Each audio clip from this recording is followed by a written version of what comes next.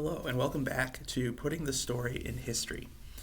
Today, we're going to be talking about something that's been going on for hundreds and hundreds of years, and that's the Olympics. Right? It began so long ago as this athletic competition between Greek city-states, and has since evolved into this very large, commercially very rich, right, sporting event that is international, and that everybody kind of stops and watches.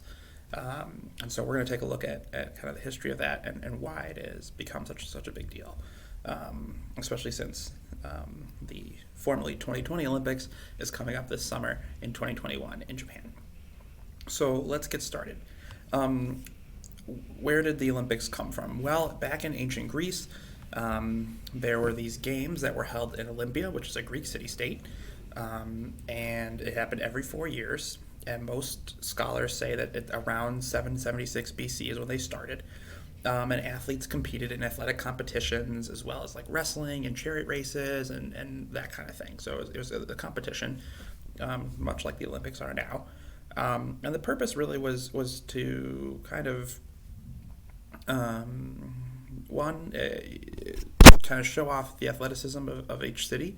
And what they're best at, and kind of like a bragging rights sort of thing. But also during this, any type of fighting that was happening between the city-states was stopped. So if somebody was at war with somebody else, they would stop fighting the war. Everybody would go to Olympia, compete, they'd all come back, and then the war would resume. So all conflict would stop during these battles, during these games in Olympia. Now, fast forward all the way to the 1800s, there's kind of this nostalgic love of Greek culture, because in Europe, Greece was considered kind of like this pinnacle of Western civilization. Like that's where it came from. And so they kind of rediscovered texts about these games, and they're like, oh, we do all sorts of cool athletic stuff in Europe. We run, we wrestle, we do all sorts of stuff like that. Let's have the Olympic Games, right? Let's do that. We can have a team from every country, and we can host this event. And so the other big part of it, why it was coming, why there's such an interest in that time period was right beforehand, the Greek country Greece gained its independence from the Ottoman Empire. And so it was sort of a way for Greece to kind of reinsert itself into the world, but also reassert that its culture had survived, and it was still, very much a relevant force in the world. And so the organizers organized the very first modern Olympic Games in 1896, which was hosted by Athens in Greece. And since then, every 4 years, the site is rotated. So they go to a new place every 4 years. The second place was Paris, right? And this year it's going to be Tokyo. Last time it was Rio. So they've been picking new places ever since. And in the modern Olympics, right, the sports change. There's going to be new sports this year. There were new sports last year. Sometimes they take sports out, for instance, right? They had baseball and softball in, but then they took them out. Now they're putting them back in. So the sports are changed. And that's all run by this committee called the International Olympic Committee. So they are the ones who put on the games in conjunction with the cities that are hosting. And they're the ones who make the big decisions and rules about how the competition is. And they do that also in partnership with international athletic bodies, like the IAAF, for instance, is the one for track and field, the International Athletics something Federation, right? So there's these international bodies that help the Olympic Committee come up with standards and rules and all of that kind of stuff as well. And then, of course, they're also sponsored by corporations, right? They can't do this all on their own. They don't like it to pay, collect taxes in countries and stuff like that. So the IOC is sponsored by corporations and through media deals and stuff like that. So now that this new Olympics is coming up, a lot of people talk about sort of the things that these cities have to go through to get prepared for these games, right? For instance, in the last one was in Brazil and Rio. They had to build all these facilities. They had to get everything ready. They had to have places for the athletes to stay.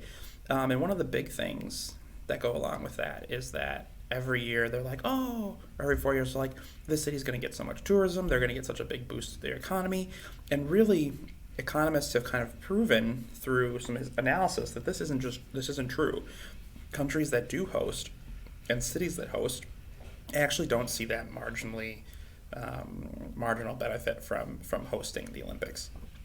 In fact, they often end up losing money because they have to spend so much money to prepare for these Olympic Games, right? And there's also sort of all sorts of different issues that come about because of that. For instance, right, in Brazil and then also in Beijing, when they were making all the stuff for that, they were destroying homes, they were destroying favelas in Brazil. All those different things were getting torn down where people lived. The sites afterwards end up being unused, and they don't do anything. They just kind of sit there. For instance, the Brazilian government that was in power at the time of the Olympics ended up collapsing a couple months afterwards, or a year afterwards, because the fallout of hosting the games. So there's been a lot of modern political and economic and social issues that have arisen from hosting, especially for countries that aren't prepared for them originally, right? Countries like Greece and England, right, that were already sort of prepared for this sort of thing, have been doing a lot better off using their Olympic sites than the newer countries, the countries that are still developing, like Brazil or China. So let's look forward to this year's games, which are happening. Remember, they were held back because of the coronavirus, so they're going to be happening this year. I'm sure there's a lot of safety precautions in place for all of that, but lots of things have already started happening with the Japanese Olympics. For instance, several of the major members of the Olympic Committee in Japan have had to resign due to incredibly sexist statements they've made, and sexist policies. And then the other major thing that's really been going on in as far as the Olympics is the inclusion or disclusion of trans athletes, and how that has been handled by the IOC and the other international bodies that regulate the sport.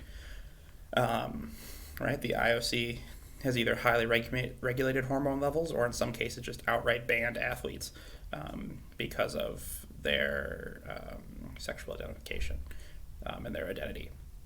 The most notable that you may have heard of is Caster Semenya, who's from South Africa. She's a track athlete, and she's been banned from international competition because her hormone levels are too high.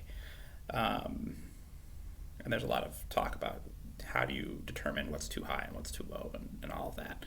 So those are kind of the big things coming up in the 2021 games. And then also, of course, just the safeties. Like, is it safe to have such a big international event? How are they going to handle that is a big thing. I know recently they just announced that foreign tourists and foreign spectators aren't going to be allowed at the games. So if you wanted to go watch in Japan, you can't do that. You're going to have to watch it on TV like the rest of us. One last thing I wanted to touch on, something that's really cool that I think is really awesome that the Olympics has brought about, is the Refugee Team. It highlights a specific issue that there are a lot of refugees right now in the world that are escaping violence and political terror. But they're also, despite the fact that they're no longer welcome in their home, they are still welcome to compete. And they make up a team of refugees every year. So kind of a cool thing, but also a sad thing that there has to be a refugee team in the first place, right? Because of all the strife and conflict that's going on.